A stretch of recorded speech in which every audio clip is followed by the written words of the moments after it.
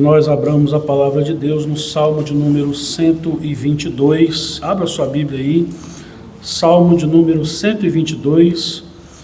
Nós estamos expondo uma série de mensagens que tem por tema geral os cânticos dos peregrinos, louvores que o povo de Deus entoava à medida que peregrinava no rumo de Jerusalém para ali adorarem ao Senhor. O Salmo 122 é o terceiro salmo que nós encontramos destes cânticos de peregrinação, dos 15, não é, do total de 15 que temos, que ainda teremos aí pela frente. Aí. A palavra de Deus nos diz assim no Salmo de número 122, cântico de romagem de Davi: Alegrei-me quando me disseram, vamos à casa do Senhor. Pararam os nossos pés junto às tuas portas, ó Jerusalém. Jerusalém que estás construída como cidade compacta, para onde sobem as tribos do Senhor, como convém a Israel, para renderem graças ao nome do Senhor. Lá estão os tronos de justiça, os tronos da casa de Davi. Orai pela paz de Jerusalém. Sejam prósperos os que te amam. Reine paz dentro de teus muros e prosperidade nos teus palácios. Por amor dos meus irmãos e amigos, eu peço, haja paz em ti. Por amor da casa do Senhor, nosso Deus, buscarei o teu bem. Vamos orar, irmãos, nesse momento? Deixe sua Bíblia aberta nesse texto, que é o texto que nós iremos meditar. Senhor, nosso Deus e nosso Pai bendito, nós mais uma vez nos encontramos diante da tua preciosa palavra. Tua palavra que é a verdade absoluta, Senhor. E nesse momento nós queremos te rogar a tua graça, a tua misericórdia para a compreensão da porção da tua palavra que agora acabamos de ler. Cremos, ó Deus, que a tua palavra e somente a tua palavra tem o poder de transformar as nossas vidas.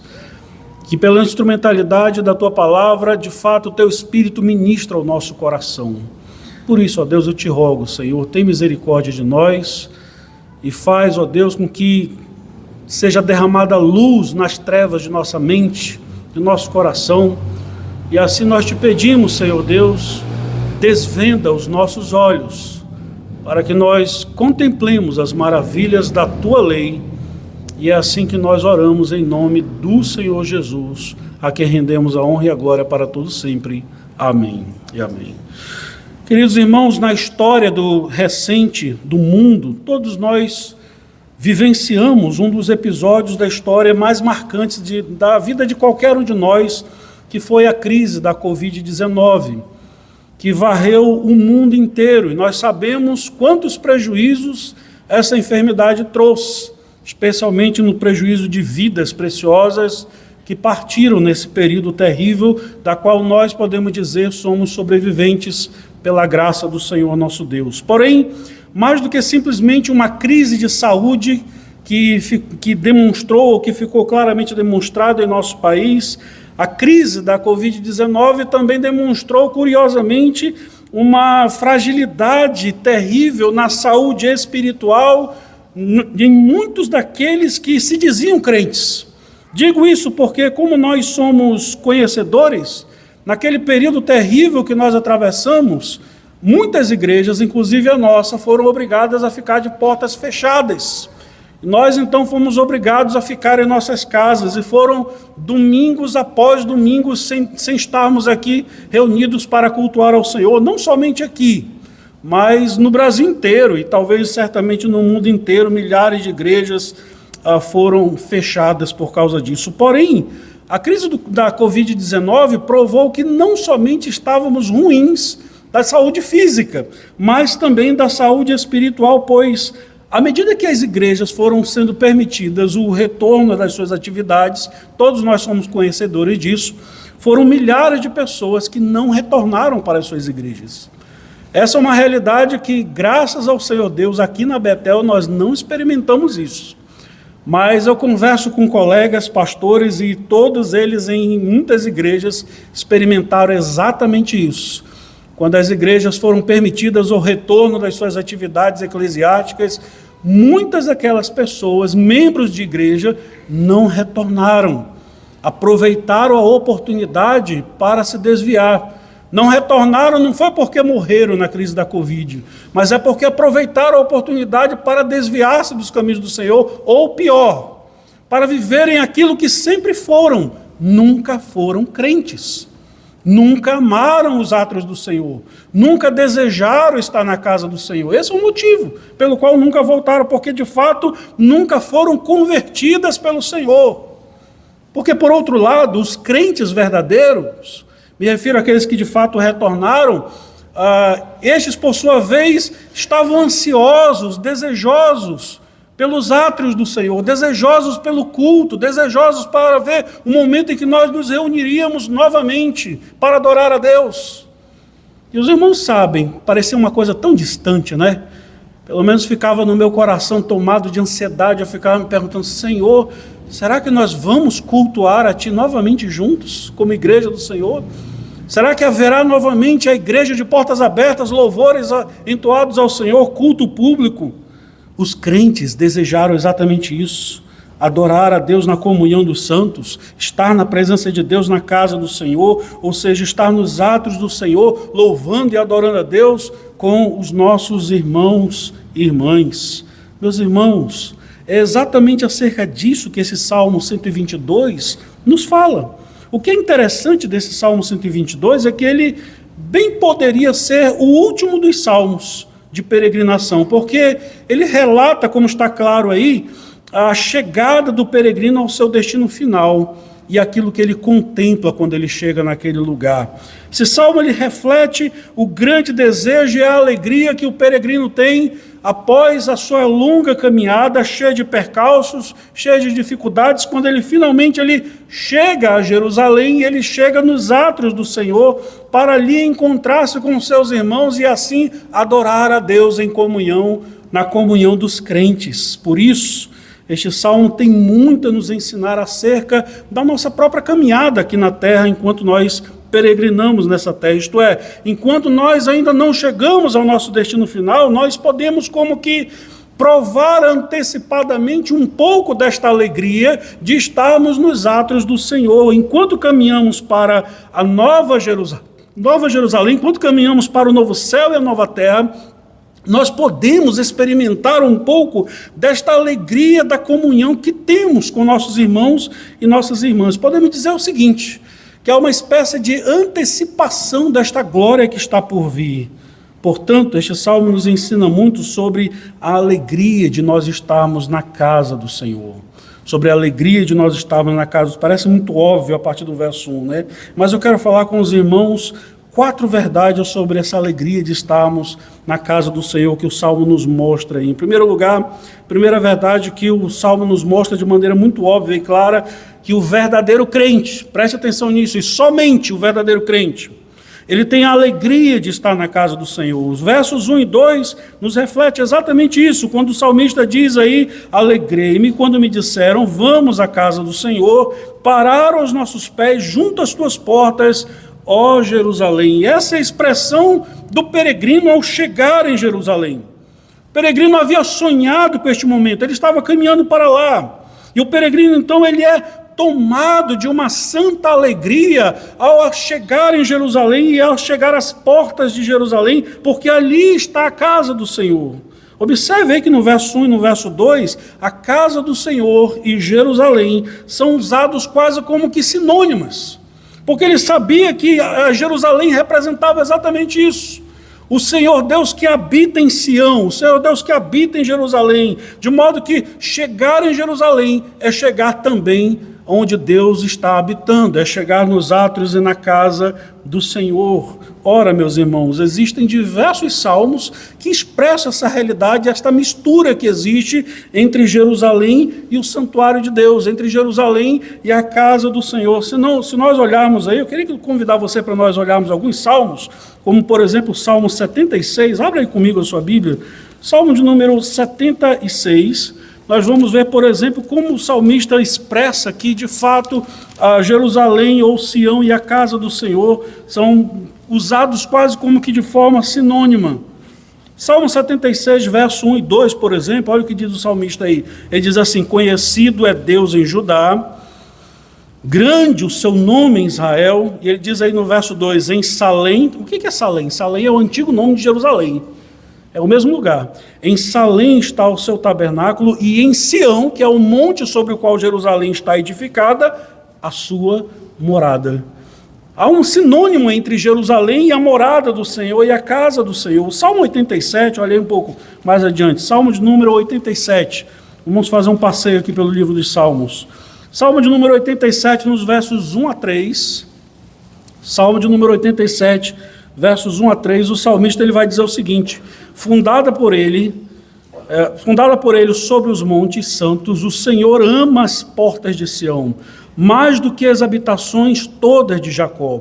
Gloriosas coisas se tem dito de ti, ó cidade de Deus. Então novamente ele fala aí das habitações de Sião, que é a morada do Senhor também. E por fim, o Salmo 132, que nós iremos mais lá para frente passar por ele, Salmo 132, o verso de número 13 e 14, versos de número 13 e 14 diz assim: pois o Senhor escolheu a Sião, preferiu-a por sua morada, este é para sempre o lugar do meu repouso, aqui habitarei, pois o preferi. Percebe o que significava para o antigo adorador chegar em Jerusalém? Significava chegar exatamente na casa do Senhor, porque em Jerusalém, isto é, em Sião, estava a morada do Senhor, estava o tabernáculo do Senhor, estavam os átrios do Senhor, e é nesse lugar que o peregrino, então, quando ele chega às portas de Jerusalém, ele expressa: alegrei-me quando me disseram, vamos à casa do Senhor. E o verso 2, ele diz: pararam os nossos pés junto às tuas portas, ó Jerusalém. Finalmente nós chegamos, porque sempre foi esse o desejo dos verdadeiros crentes do Senhor, sempre foi esse o desejo dos genuínos crentes do Senhor, da antiga aliança também, de estar na presença do Senhor. E outros salmos expressam exatamente isso. Nós iniciamos esse culto lendo e cantando o Salmo 84, em que o salmista diz lá: quão amáveis são os teus tabernáculos, Senhor dos exércitos, a minha alma suspira e desfalece pelos atos do Senhor, o meu coração e a minha carne exultam pelo Deus vivo. Salmo 42, por exemplo, versos 1 e 2, o salmista diz que como suspira, corça pelas correntes das águas, assim por ti, ó Deus, suspira a minha alma tem sede de Deus, o Deus vivo, quando irei e me verei perante a face de Deus. Esses crentes da antiga aliança, eles têm o desejo de estar na casa do Senhor, eles têm o desejo com grande ansiedade de estar na presença do Senhor. Meus irmãos, esta é a mesma ótica sobre o Novo Testamento. Isto não muda com a passagem para o Novo Testamento, porque é exatamente assim que os apóstolos também do Senhor entendem que é estar na presença de Deus, isto é, a igreja de Cristo é a casa do Senhor, a igreja de Cristo é a casa de Deus, a morada do Senhor. Nós encontramos esse tipo de afirmação, como por exemplo, os irmãos não precisam ir lá, mas em 1 Coríntios capítulo 3, versos 16 e 17, e 1 Pedro capítulo 2, verso 5, a palavra de Deus afirma categoricamente que a igreja de Cristo reunida é o santuário e a casa de Deus. Nós não estamos falando de prédios, não sejamos infantis, não sejamos ingênuos. A igreja não é esse prédio aqui, não são tijolos. O santuário de Deus não se trata disso, mas o verdadeiro santuário de Deus é a igreja de Deus reunida para adorar. Pode ser aqui neste lugar, pode ser ali no pátio, pode ser ali na rua, pode ser na casa de onde a igreja de Deus está reunida em conjunto para adorar ao Senhor. Ali está o santuário do Senhor, ali a igreja está na presença do Senhor. O apóstolo Paulo, escrevendo ao seu jovem discípulo Timóteo, ele diz algo muito interessante em 1 Timóteo 3, verso 14 e 15, ele diz algo interessante sobre o que é a igreja de Deus. Ele diz assim: escrevo-te estas coisas, esperando em ver-te em breve, para que, se eu tardar, fique ciente de como se deve proceder na casa de Deus, que é a igreja do Deus vivo, coluna e baluarte da verdade. A igreja é a casa de Deus, a igreja é a casa do Deus vivo. E mais, em Efésios 2, versos 20 a 22, a palavra de Deus vai dizer que a igreja é o santuário onde o Espírito Santo de Deus habita. Esta é a igreja de Deus, irmãos. A igreja de Cristo é exatamente isso, porque ela está fundamentada sobre a obra de Cristo Jesus. A igreja de Cristo é o santuário de Deus, porque ela está fundamentada sobre aquele que em si mesmo é o próprio santuário de Deus. Não é isso que diz lá João capítulo 2, versos 20 a 22, que nós lemos no meio do culto? Cristo Jesus aponta para si mesmo como sendo o lugar do encontro com Deus, o lugar da adoração a Deus, o lugar, isto é, onde o homem pode vir à presença de Deus, é na pessoa de Cristo Jesus. Não é um prédio, mas é exatamente a pessoa de Cristo Jesus que é o próprio santuário. É isso que diz lá a palavra de Deus, o apóstolo João mesmo, na sua teologia, lá em João capítulo 1 mesmo, no verso 14, João vai dizer que Jesus, ele é o tabernáculo de Deus.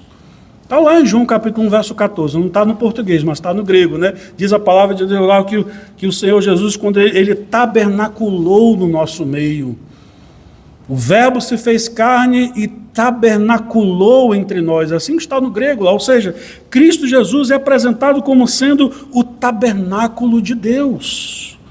Ora, meus irmãos, precisamos entender, há uma ligação muito íntima entre a igreja de Deus, entre a igreja de Cristo e o próprio Senhor Jesus.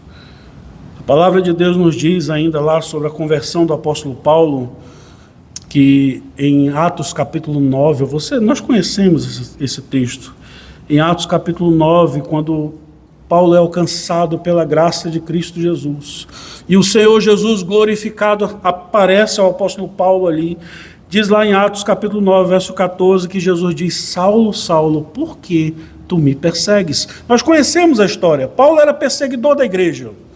Paulo detestava os discípulos de Cristo, estava perseguindo os discípulos de Cristo. E ali, naquele momento em que Jesus aparece a ele glorificado, ele diz: Saulo, Saulo, por que tu me persegues? Observe que Jesus, ele não diz: Saulo, por que tu persegues aos meus discípulos?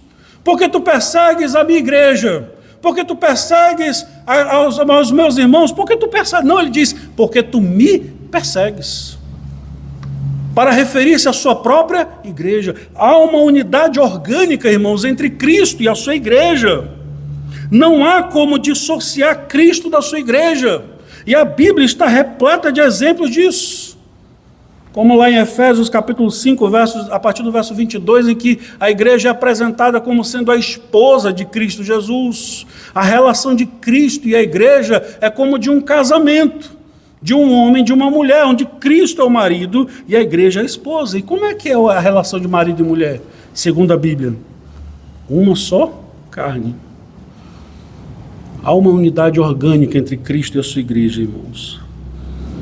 É isso que o peregrino contempla quando ele chega nas portas de Jerusalém. Ele olha para o povo de Deus reunido ali naquele lugar. Ele olha para a igreja de Deus reunida naquele lugar na antiga aliança. E ele diz: finalmente eu cheguei na presença de Deus. Cheguei no santuário de Deus. Cheguei ao encontro do Senhor. Meus irmãos, isso faz a cada um de nós pensar o seguinte: qual é a nossa relação com a igreja de Cristo? Qual é a sua relação com a igreja do Senhor Jesus? Será que nós temos a alegria de estar neste lugar reunidos?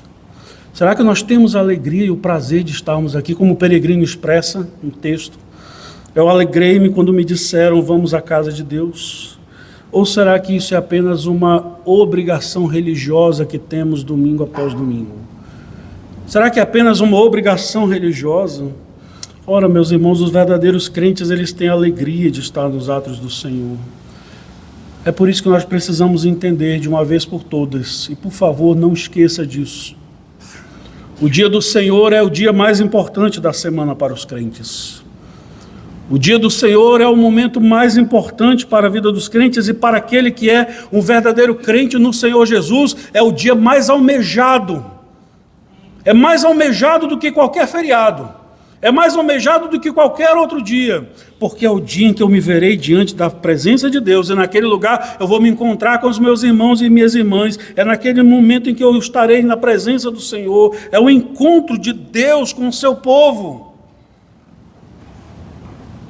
Será que nós almejamos isso? O verdadeiro crente, ele diz o seguinte: alegrei-me quando me disseram, vamos à casa do Senhor.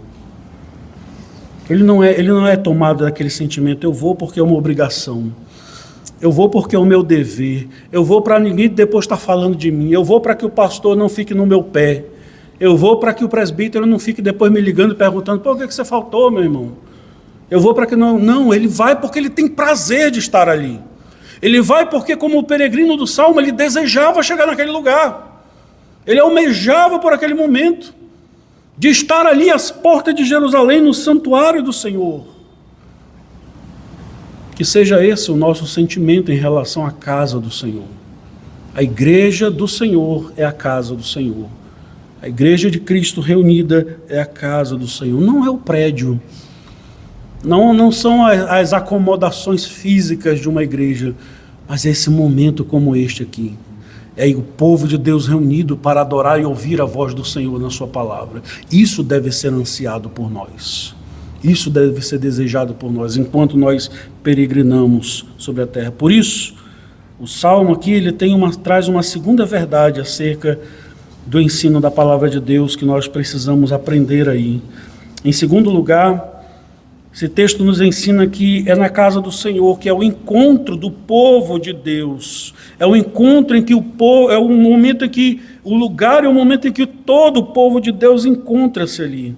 O salmista agora, observe aí no verso 2 até o verso 4, ele contempla Jerusalém, ele vislumbra Jerusalém e descreve a mesma em sua beleza. Ele diz aí no verso 2 até o verso 4, olha o que diz aí o texto: pararam os nossos pés junto às tuas portas, ó Jerusalém, Jerusalém que estás construída como cidade compacta, para onde sobem as tribos do Senhor, como convém a Israel, para renderem graças ao nome do Senhor.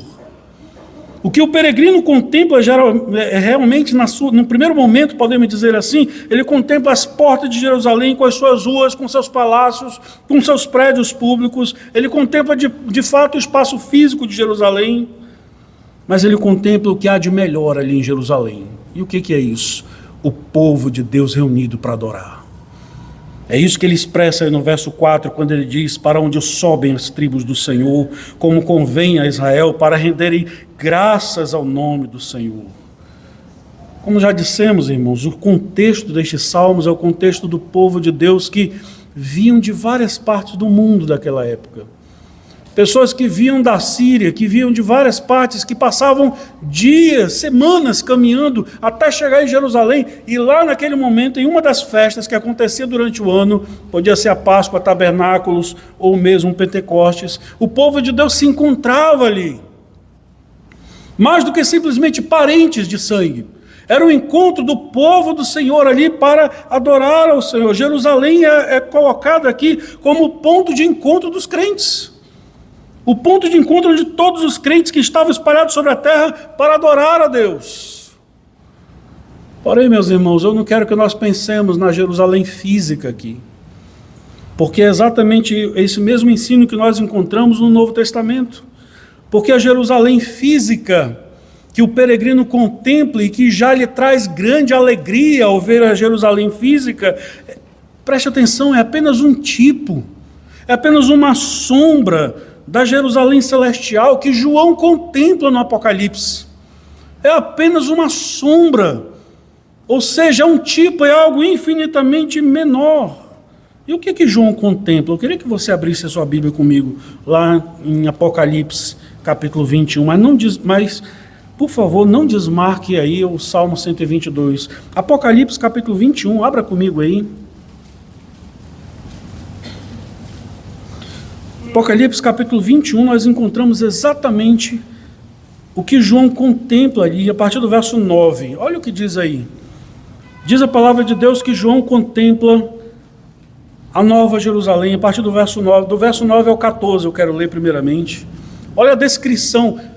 Antes de nós lermos, eu quero que nós pensemos no peregrino do Salmo 122.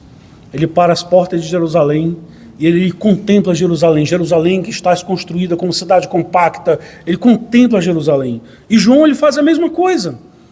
Quando ele é arrebatado até a presença de Deus, ele contempla a Nova Jerusalém. Imaginemos esse peregrino chegando ali. Verso 9, diz assim, Apocalipse de João, capítulo 21, verso 9. Então veio um dos 7 anjos, que tem as 7 taças cheias dos últimos 7 flagelos, e falou comigo, dizendo, vem, mostrar-te-ei a noiva, a esposa do Cordeiro. Olha essa informação, é a igreja de Deus. E me transportou em espírito até uma grande e elevada montanha, e me mostrou a santa cidade, Jerusalém, que desceu do céu da parte de Deus, a qual tem a glória de Deus. O seu fulgor era semelhante a uma pedra preciosíssima, como pedra de jaspe cristalina. Tinha grande e alta muralha, 12 portas, e junto às portas 12 anjos, e sobre elas nomes escritos, que são os nomes das 12 tribos dos filhos de Israel. Lembra lá que ele diz que em Jerusalém se encontram as tribos do Senhor? No verso 13, 3 portas se achavam a leste, 3 ao norte, 3 ao sul e 3 ao oeste. A muralha da cidade tinha 12 fundamentos, e estavam sobre estes os 12 nomes dos 12 apóstolos do Cordeiro. E aí, quando nós olhamos para o verso de número 24, pula aí comigo para o verso 24, verso 27, ele diz assim, as nações andarão mediante a sua luz, e os reis da terra que trazem a sua glória, e as suas portas nunca jamais serão fechadas. Se fecharão de dia, porque nela não haverá noite, e lhe trarão glória e a honra das nações. Nela nunca, jamais penetrará coisa alguma contaminada, nem o que pratica abominação e mentira, mas somente os escritos no livro da vida do Cordeiro. João contempla, meus irmãos, aquilo que nós podemos chamar de que esta é a verdadeira Jerusalém.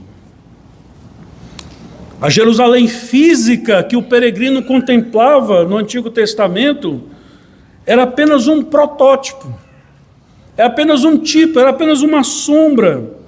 Mas esta Jerusalém que o apóstolo João contempla é a verdadeira, é aquela para a qual os crentes estão caminhando, é aquela para a qual, inclusive, os próprios crentes da Antiga Aliança estavam caminhando realmente para lá. Ela é o ponto de encontro de todos os crentes, de todo mundo. É o lugar onde as tribos do Senhor se encontrarão em definitivo.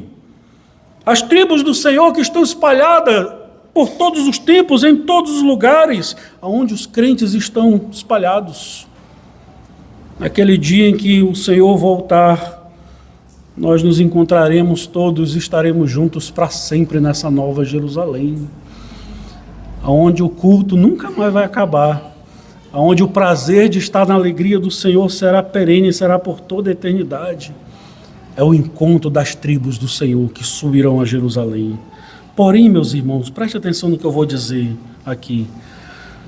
Nós podemos e devemos viver um pouco dessa antecipação, dessa glória, cada vez que nós nos reunimos aqui para adorar.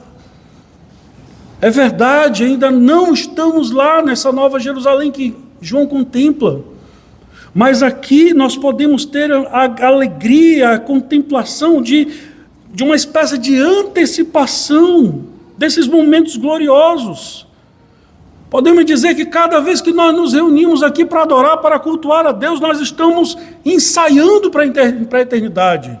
Estamos fazendo um ensaio para aquilo que será um dia de modo perfeito para toda a eternidade.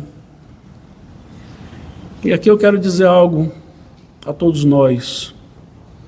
Se você não gosta e não tem prazer de congregar, se você não gosta e não tem prazer de estar presente aos cultos, agora, nesse momento aqui nesta terra, se você não tem prazer na escola bíblica dominical, se você não tem prazer nas sociedades internas da igreja, se você não tem prazer das reuniões do povo do Senhor aqui neste lugar, fique tranquilo que este céu que João contemplou não é para você, deve ser um lugar horrível para você. Certa vez perguntaram para um conhecido artista brasileiro, não vou mencionar o nome, se ele acreditava no céu, e ele disse o seguinte: eu não quero ir para o céu. Aí a pessoa perguntou: mas por que você não quer ir para o céu? Porque eu já tive num culto evangélico e eu detesto. Se o céu for parecido com aquilo dali, Eu detesto então o céu, não quero ir para o céu. É assim que os ímpios pensam. E ele pode ficar tranquilo que o lugar dele não é lá mesmo. Eu sempre costumo perguntar às pessoas que não gostam de congregar: o que você quer fazer no céu? Está cheio de crente lá.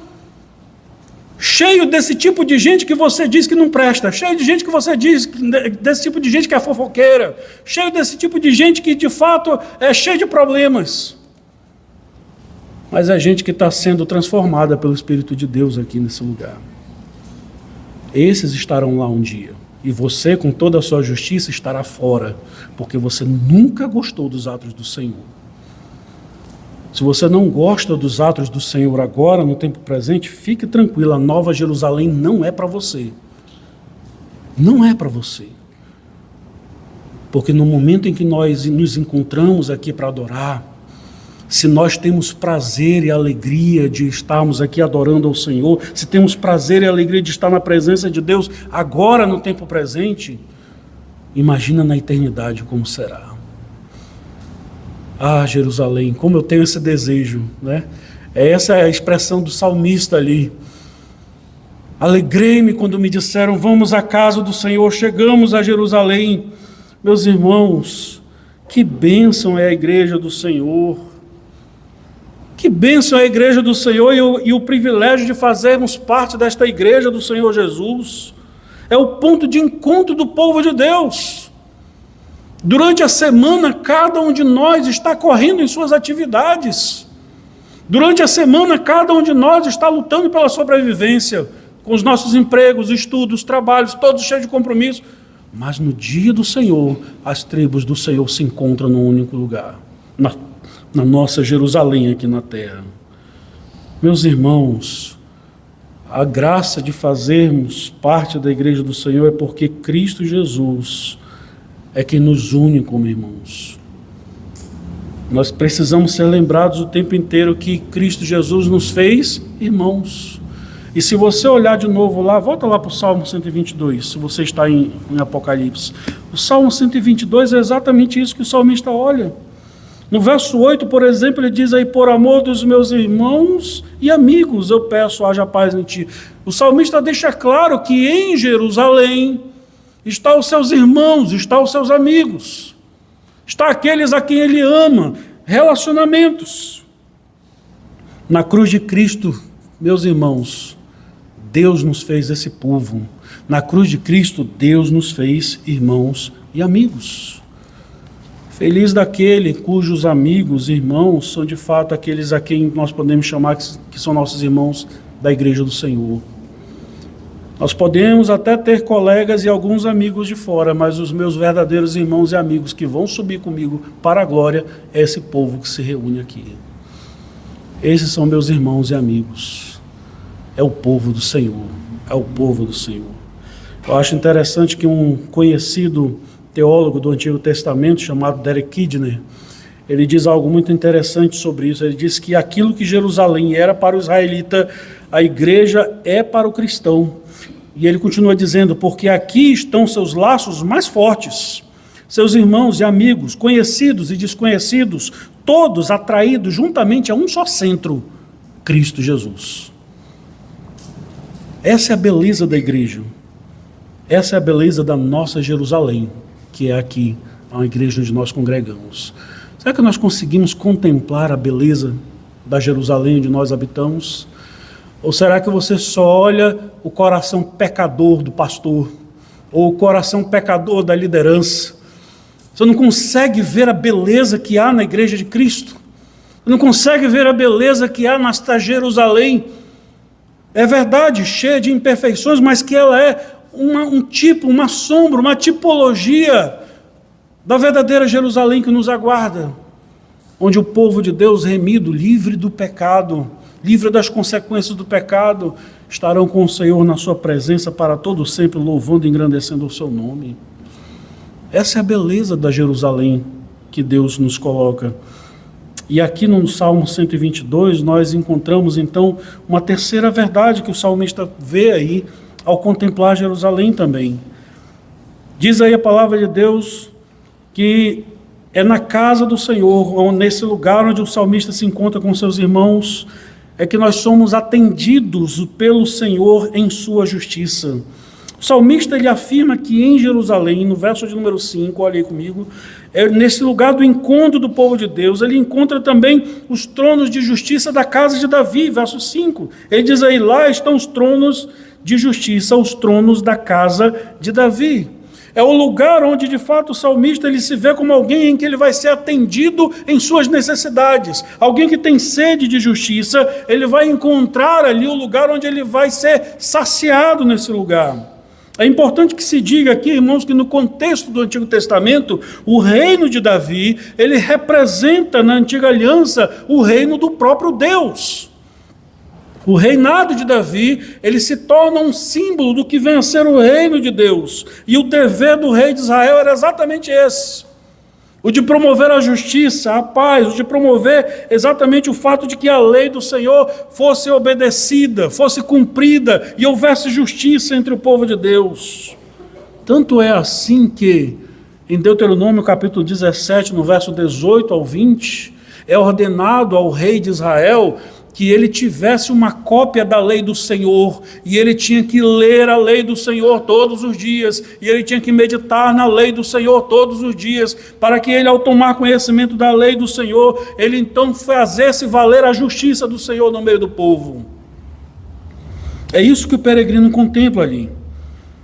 E automaticamente, ao ter essa ansiedade por encontrar os tronos de justiça, isto significa dizer que o peregrino ele deixa claro que fora do reinado de Davi, que fora do reinado do Senhor, da qual o reino de Davi representa, o que impera é a injustiça, a mentira e a falsidade. Mas lá nos tronos de Davi, lá no trono do reino de Deus, eu encontrarei a justiça. Meus irmãos, isso com certeza, e aqui novamente permitam-me usar da tipologia bíblica aqui, porque o reinado de Davi é exatamente isso, é uma tipologia, representa exatamente o reino do filho de Davi, Cristo Jesus. Aquele que reina de fato e que governa o seu povo pela palavra de Deus que é reta e justa, pela palavra de Deus que nos mostra o caminho da justiça. Como disse certa vez João Calvino, ele diz algo muito interessante, que a Bíblia é o cetro pelo qual o Rei Celestial, que é Cristo, governa a sua igreja. Ou seja, é exatamente lá em Jerusalém, é no encontro do povo de Deus, em que eu vou encontrar a palavra de Deus, em que eu vou encontrar o trono da justiça do Filho de Davi, que é o Senhor Jesus. É lá que se encontra o reino de Deus. Irmãos, a igreja do Senhor, ela não é o reino de Deus, mas ela representa o reino de Deus. Ela é uma agente do reino de Deus, é importante que se diga isso. E Cristo Jesus é o rei desse reino. Cristo Jesus é aquele que governa o seu povo por meio da sua palavra. Se nós queremos encontrar o trono da justiça de Deus, esse trono da justiça de Deus nós encontramos na palavra de Deus. Meus irmãos, preste atenção no que eu vou dizer. É na igreja de Cristo, não é fora dela. É na igreja de Cristo, na nossa Jerusalém que estamos aqui, que nós vamos encontrar a palavra de Deus, que nós vamos encontrar os retos juízos do Senhor, que nós vamos encontrar a justiça que nós tanto almejamos. Não é fora da casa do Senhor, pois é somente nas Escrituras que nós encontramos a justiça divina. Se nós ansiamos por justiça, se nós ansiamos pela verdade, nós não vamos encontrar fora da Escritura Sagrada. Nós não vamos encontrar fora da Escritura. Nós só vamos encontrar onde a lei do Senhor é lida, é crida, é vivida, é obedecida. Aqui está o trono de justiça do Senhor. É na palavra de Deus que nós vamos encontrar essa esperança que nós tanto necessitamos. Não é fora do nosso contexto. Por isso que o salmista ele almeja tanto isso. Quando eu vou chegar em Jerusalém, eu vou encontrar ali os tronos de justiça, os tronos da casa de Davi, que representam o reino de Deus. Por isso há uma quarta verdade que o salmista expressa aí na alegria de estar em Jerusalém. Em quarto lugar, ele diz aí que por causa de tudo isso nós devemos buscar a paz da casa do Senhor. Diante de tudo que o salmista contemplou aí, da Jerusalém, do povo de Deus, da justa lei do Senhor, O que ele pede então aí, a partir do verso número 6 ao 9, é que tudo isso continue. É que em tudo isso haja uma perpetuidade, ou seja, para que haja paz em Jerusalém. Ele vai dizer aí, do verso 6 ao verso 9, olha o que ele diz aí: orai pela paz de Jerusalém. Sejam prósperos os que te amam, reine paz dentro dos teus muros e prosperidade nos teus palácios. Por amor dos meus irmãos e amigos eu peço, haja paz em ti. Por amor da casa do Senhor nosso Deus eu buscarei o teu bem. O desejo do salmista aqui, irmãos, é que haja paz no meio do povo de Deus. Mais do que isso, por causa dos seus irmãos, amigos e da casa do Senhor, o que ele pede é que haja uma perenidade do povo de Deus. Porque um povo que está em paz, ele perpetua.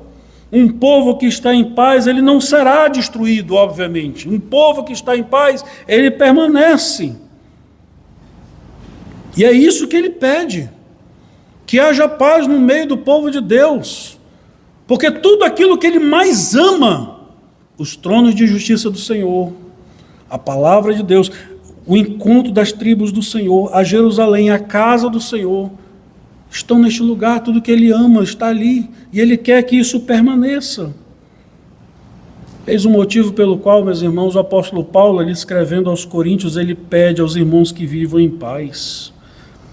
Ele vai dizer aí: rogo-vos, irmãos, em 1 Coríntios capítulo 1, verso 10, rogo-vos, irmãos, pelo nome de nosso Senhor Jesus Cristo, que faleis todos a mesma coisa, e que não haja entre vós divisões, antes sejais inteiramente unidos na mesma disposição mental e no mesmo parecer.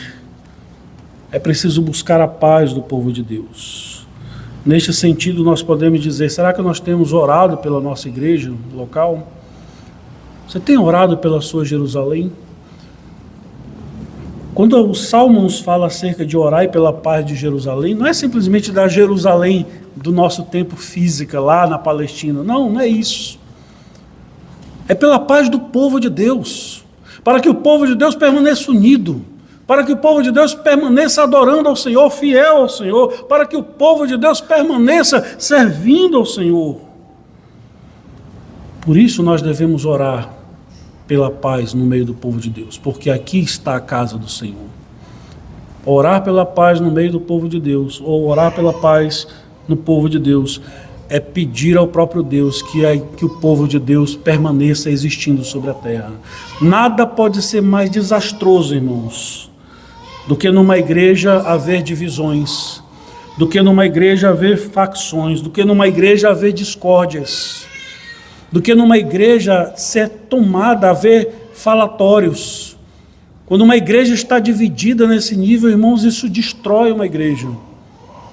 Nós devemos orar: Senhor, livra a nossa igreja da fofoca, da língua grande, né? Livra a nossa igreja de divisões, de facções, livra a nossa igreja disso, Senhor, para que haja paz no nosso meio. E por que nós devemos orar? Por amor dos nossos irmãos e irmãs, por amor da casa do Senhor, eu rogo, haja paz em ti. Devemos orar pela nossa igreja, devemos orar, irmãos, para que haja paz entre a liderança do povo de Deus. Devemos orar que haja paz entre os irmãos, devemos orar pela nossa casa, por que não dizer pela nossa Betel, casa de Deus, que é esse o significado de Betel. Devemos orar pela casa do Senhor, para que haja paz. Se nós amamos a casa de Deus, se nós amamos ao Senhor, devemos orar por isso, como o salmista pede aí. E eu quero já caminhar aqui para uma conclusão da nossa mensagem e dizer o seguinte a todos nós: meus irmãos, não percamos o privilégio de congregar. Não perca esse privilégio grande que Deus nos concede de experimentarmos agora, no tempo presente, uma espécie de antecipação da glória do porvir. Porque é isso que nós estamos fazendo aqui e agora, no dia de hoje. Um dia, preste atenção no que eu vou dizer, um dia, todo dia vai ser domingo. Um dia, todo dia será o dia do Senhor. Quando nós estivermos na Nova Jerusalém, não vai ter segunda, nem terça, nem quarta-feira, só vai ter domingo. Todo dia é o dia do Senhor. E aqueles que amam no tempo presente O dia do Senhor, aqueles que amam no tempo presente a casa do Senhor, aqueles que amam no tempo presente os relacionamentos que Deus, por meio da cruz de Cristo, nos presenteou, eles anseiam por esse dia. Não é legal quando a gente vai para acampamento, né? A gente passa ali 2, 3 dias, ali todo mundo junto. Um dia o acampamento nunca mais vai acabar, vai ser por toda a eternidade. Na presença do Senhor. O que estamos fazendo aqui, meus irmãos, é um ensaio apenas. É apenas um ensaio. Se nós temos o prazer de estar hoje no tempo presente na casa do Senhor, com certeza desejamos por esse dia. Quando será, Senhor? Quando será que nós estaremos contigo? Eu lamento por aqueles que não gostam da casa do Senhor. Eu lamento por aqueles que não têm prazer nos átrios do Senhor. Eu lamento por aqueles que de fato não têm o prazer de estar com os irmãos e as irmãs que não criam laços afetivos na igreja do Senhor. Eu lamento por esses porque aquele céu que João contempla, ou aquela nova Jerusalém que João contempla, deve ser horrível este lugar para eles. Deve ser algo detestável para eles, porque eles já não gostam disso aqui, vai viver por toda a eternidade aquilo lá. Meus irmãos, se com as nossas imperfeições já é maravilhoso, imagina sem pecado naquele lugar. Se com as nossas imperfeições e o pecado nos atrapalhando o tempo inteiro, já é agradável de estar com os irmãos, imagina o que será sem a presença do pecado. Será infinitamente melhor. Alegrei-me quando me disseram, vamos à casa do Senhor. Tomara seja essa o sentimento do nosso coração. Tomara seja esse o sentimento que paira sobre o coração de cada um de nós. Não esqueça, querido, que aquilo que você sente pela casa do Senhor, e eu vou já encerrar, mas eu quero que você guarde essa frase que eu vou dizer. Aquilo que você sente pela casa do Senhor no tempo presente é uma aferição de como está a sua condição espiritual. O salmista tinha prazer e alegria de estar na casa do Senhor. Se você não tem isso em você, algo de muito errado está no seu coração e na sua mente. Talvez você não pertença a esse meio. E isso você deve sondar o seu coração. Mas quanto aos crentes eu digo, tomara que o Senhor Deus nos aumente o amor por este lugar. Tomara que o Senhor Deus nos aumente o prazer de estar na casa do Senhor. Tomara que o Senhor Deus nos aumente a alegria de estarmos em nossa Jerusalém, na nossa Betel, na casa de Deus, que o Senhor nos concedeu, de estar nesse lugar. Alegrei-me quando me disseram, vamos à casa do Senhor. Seja esse o sentimento do nosso coração. Vamos orar, irmãos?